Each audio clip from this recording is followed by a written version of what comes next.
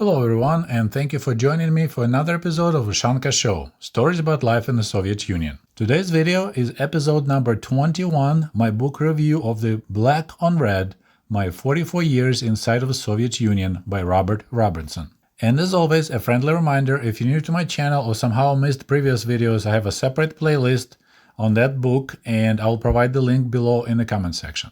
Okay, so we're gonna flip through the pages of chapter 25, Racism in the Soviet Union.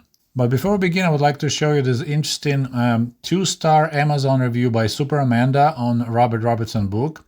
And the review called is one of a kind, but obviously very biased, and was written quite a while ago in February of 2009. So Super Amanda writes, this book is exceptional and very fascinating despite many inaccuracies in incorrect dates, especially the sections on Paul Robeson. So we'll discuss that later. It's coming up in one of my next videos. And here's the picture of Paul Robeson. I looked him up on Wikipedia, and he was quite a character back in the day. The Siege of Leningrad was impressive, though his eyewitness account was harrowing. I have no idea what she's talking about. He never mentioned anything about being in Leningrad during the war. He was in Moscow, then he was evacuated to the Far East in Siberia, where he almost died because the weather was so cold. That's the part when doctor told him, if you want to leave this town and go somewhere south where it's warmer, you'll never be able to chase zebras. All right, so next. It really is a great read, but unfortunately it's obviously very biased and simplistic. Would any publishing company in the Reagan-Bush 80s ever touch a book by a black who lived in the USSR and actually had a positive experience in a socialist country, however flawed? It's a great question. The guy tried to escape Soviet Union for about 30-some years. So first 10 years, I would say, he was doing all right. Then he was looking for the ways to escape. So I don't know about how much positive experience you can find living in a country that doesn't let you to leave. When it comes to playing perfectly into the hands of right-wing America, many times in the book, in criticizing the former USSR, he in actuality shows how much better it was for blacks than the America he left behind in the 20s.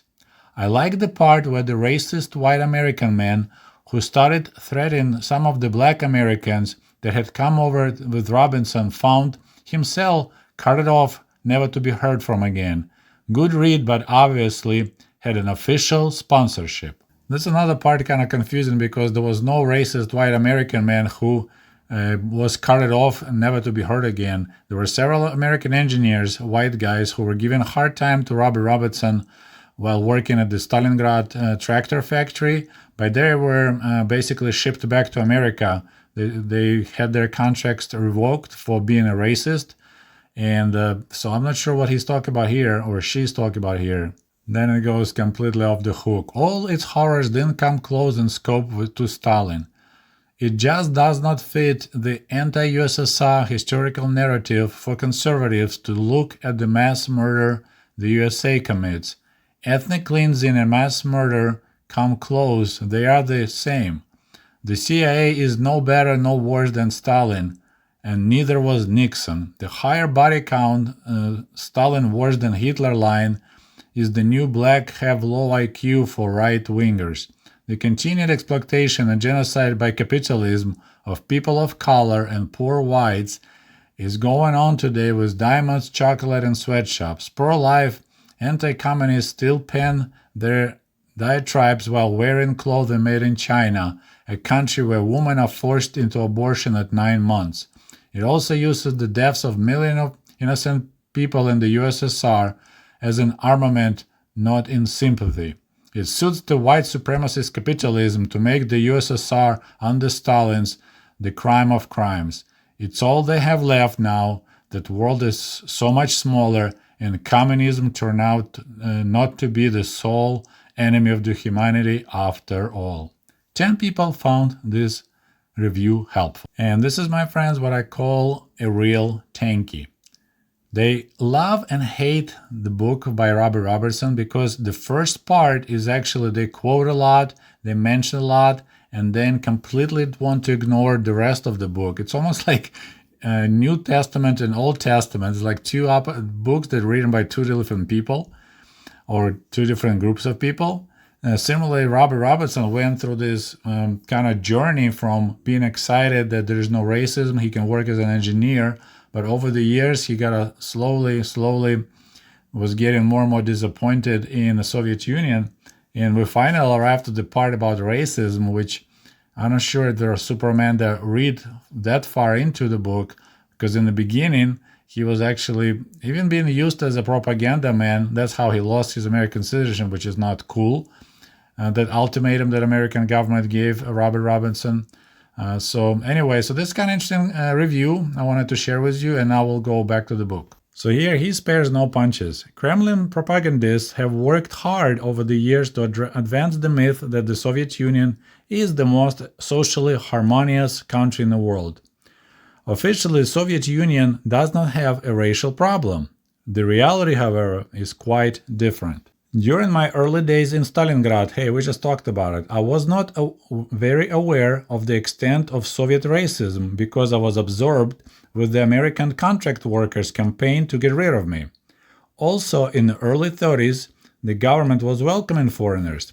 It was several years before every foreigner became suspect as untrustworthy and a potential saboteur. Then came the post-war strategy to glorify the Russians as the most superior people in the world. And it's actually when Stalin read his speech congratulating people with winning in Great Patriotic War, so that's part of the World War II, war of the Soviet Union against Germany, when he had a speech, he only mentioned the Russian people. He never said Soviet people, Ukrainian people. He's like, Russian people did that. Old prejudices were dusted off and used to advantage. Anti-Semitism spread swiftly. The Jew, or Žid, as they were called with derision, was once again spat upon in Russian society. Non-Jewish Russians who married Jews were ridiculed by their friends and relatives for lowering themselves. By the way, I have several videos on the topic of Jewish people in the Soviet Union, and the link will also be in the comment section. By the late 50s, Jews were being denied entrance into the leading professional academies, and most of those already established in their careers were stripped of any political or military power. And I talked about too, Ukraine was actually pretty bad. Like in Kiev, it was really challenging for Jewish kids to enter colleges. And I have a video about that. Quite often people went to Moscow because in Moscow Jewish people had an easier time to get in some of the colleges, while in Ukraine, local party apparatchiks, they were demanding to have a limit how many percentage-wise Jews can enter colleges. The bias against non-Russian ethnic groups and nationalities held blacks and Orientals at the bottom. I learned about the bigotry against the Soviet citizens from the eastern part of the country during the second year of the war. Thousands of these yellow-skinned men were sent to my factory from the places like Uzbekistan and Kazakhstan to replace workers who have been drafted.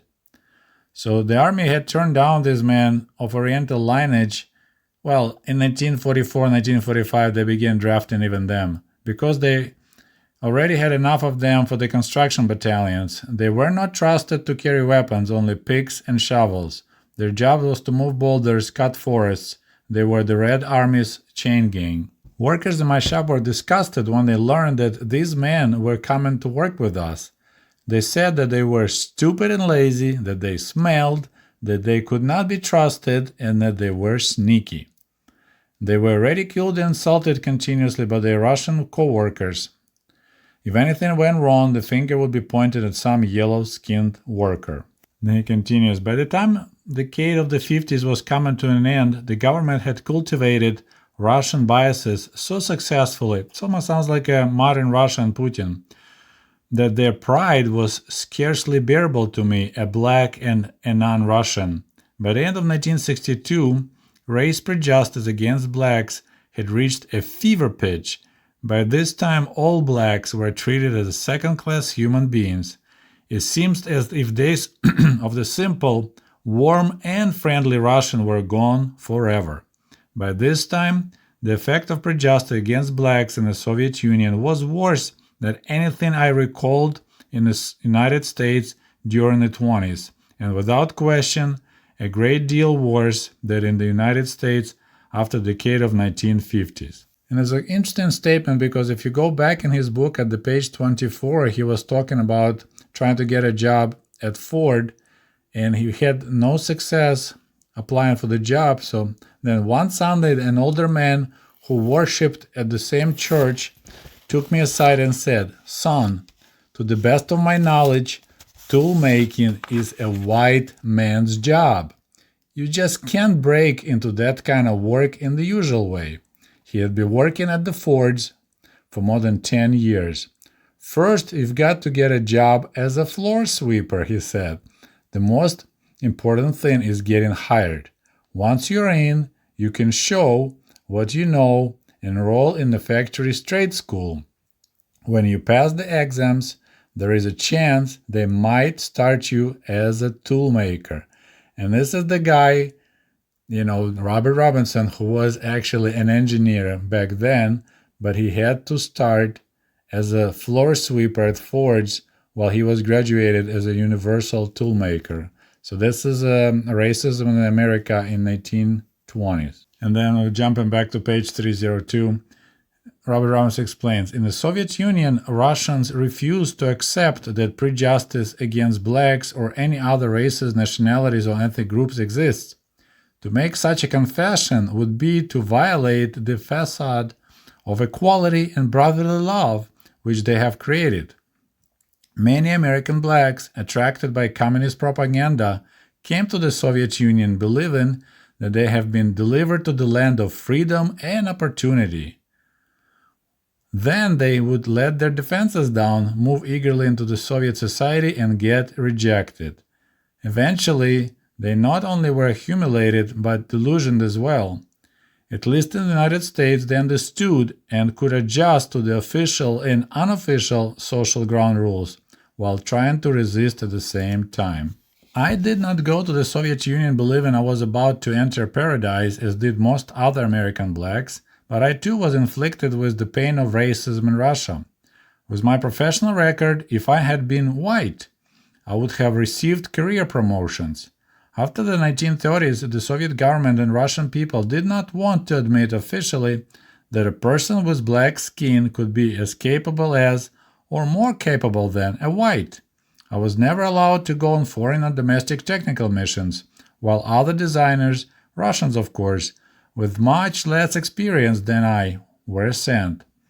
Often they would return with new ideas that they could not implement on the drawing board, so they would turn to me to figure out how to make their borrowed concept work. Every American black that I knew who settled in the Soviet Union became painfully aware of Soviet racism.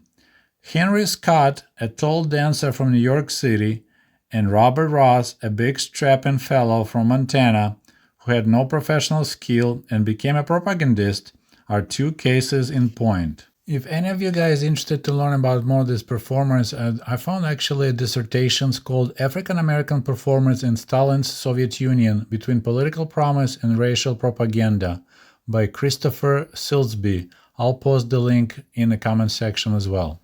In regards to Robert Ross, Robert Robinson gives an interesting example, and it's a classic Russian Soviet racism.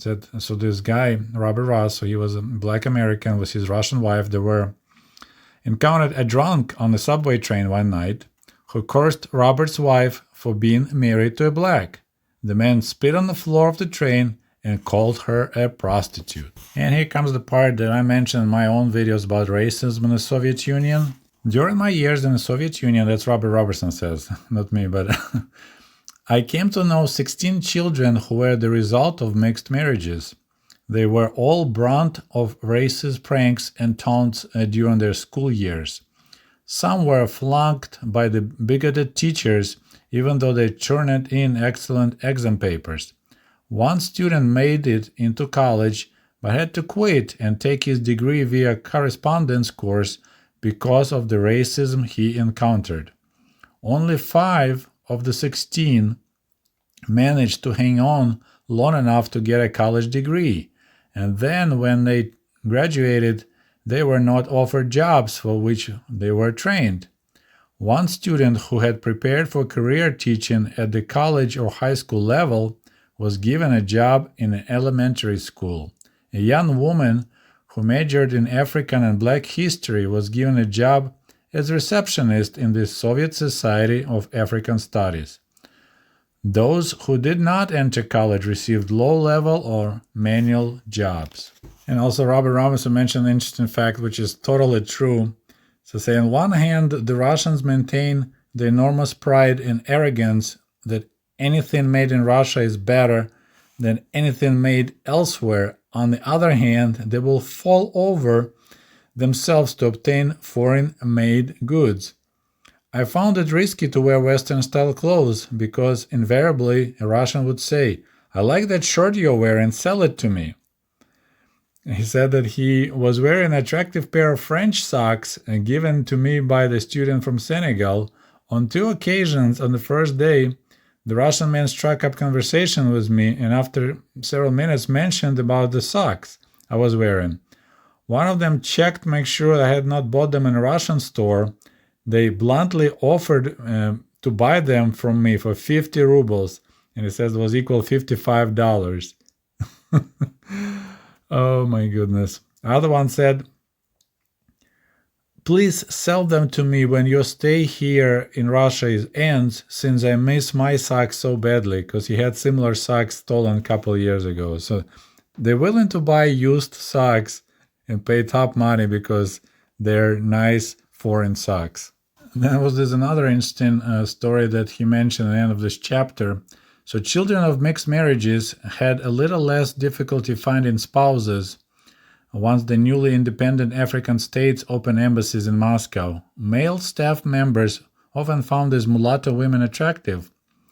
At one point in the early 60s, there was a rash of marriages. Although these women hoped they would find a better way of life once they left the Soviet Union, they faced a difficult path. One young woman I knew, after going back with her husband back to his native country in Africa, later fled back to the Soviet Union. She could not adapt to freedom. All her life she had been told what she could or could not do.